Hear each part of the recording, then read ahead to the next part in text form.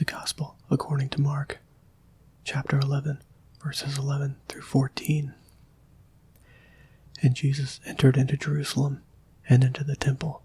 And when he had looked round about upon all things, and now the eventide was come, he went out unto Bethany with the 12. And on the morrow, when they were come from Bethany, he was hungry. And seeing a fig tree afar off, having leaves, he came, if haply he might find anything thereon. And when he came to it, he found nothing but leaves, for the time of figs was not yet. And Jesus answered and said unto it, No man eat fruit of thee hereafter forever. And his disciples heard it. Bede, as the time of his passion approached, the Lord wished to approach to the place of his passion, in order to intimate that he underwent death of his own accord. Wherefore it is said, And Jesus entered into Jerusalem, and into the temple. And by his going to the temple, on first entering the city, he shows us beforehand a form of religion, which we are to follow, that if by chance we enter a place where there is a house of prayer, we should first turn aside to it. We should also understand from this that such was the poverty of the Lord, and so far was he from flattering man, that in so large a city he found no one to be his host, no abiding place, but lived in a small country place with Lazarus and his sisters, for Bethany is a hamlet of the Jews. Wherefore there follows, and when he had looked round about upon all things, that is, to see whether anyone would take him in, and now the eventide was come, he went out into Bethany with the 12. Nor did he do this once only, but during all the 5 days from the time that he came to Jerusalem, to the day of his passion, he used always to do the same thing. During the day he taught in the temple, but at night he went out and dwelt in the Mount of Olives. It goes on, and on the morrow, when they were come from Bethany, he was hungry. Chrysostom, how is it that he was hungry in the morning, as Matthew says, if it were not that by an economy he permitted it to his flesh? There follows, and seeing a fig tree afar off having leaves, he came, if haply he might find anything thereon. Now it is evident that this expresses a conjecture of the disciples, who thought that it was for this reason that Christ came to the fig tree, and that it was cursed, because he found no fruit upon it. For it goes on, and when he came to it, he found nothing but leaves, for the time of figs was not yet. And Jesus answered and said unto it, No man eat fruit of thee hereafter forever. He therefore curses the fig tree for his disciples' sake, that they might have faith in him.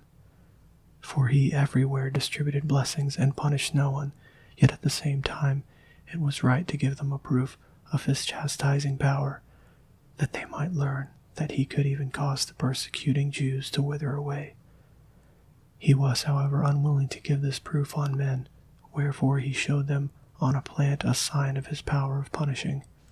This proves that he came to the fig tree principally for this reason, and not on account of his hunger, for who is so silly as to suppose that in the morning he felt so great the pains of hunger, or what prevented the Lord from eating before he left Bethany?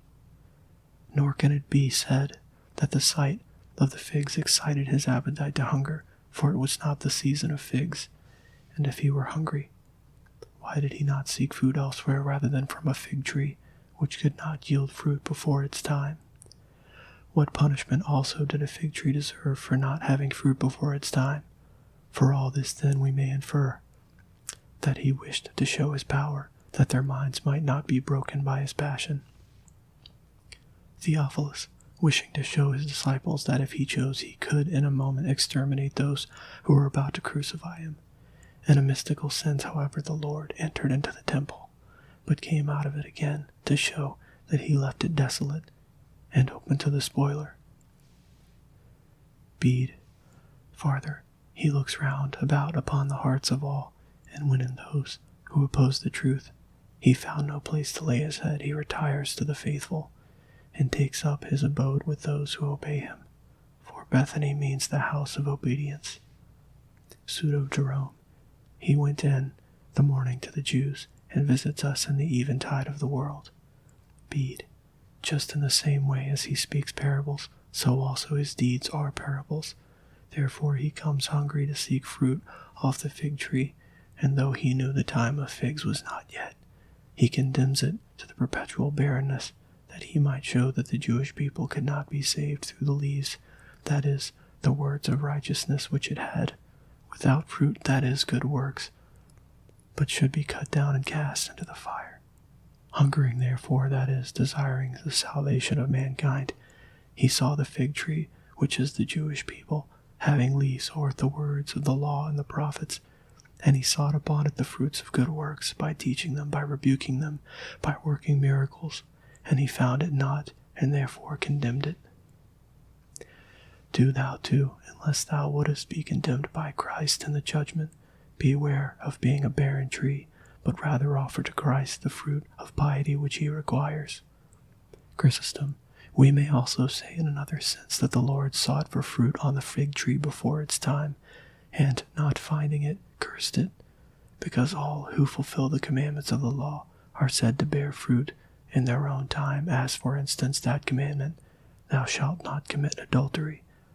But he who not only abstains from adultery, but remains a virgin, which is a greater thing, excels them in virtue.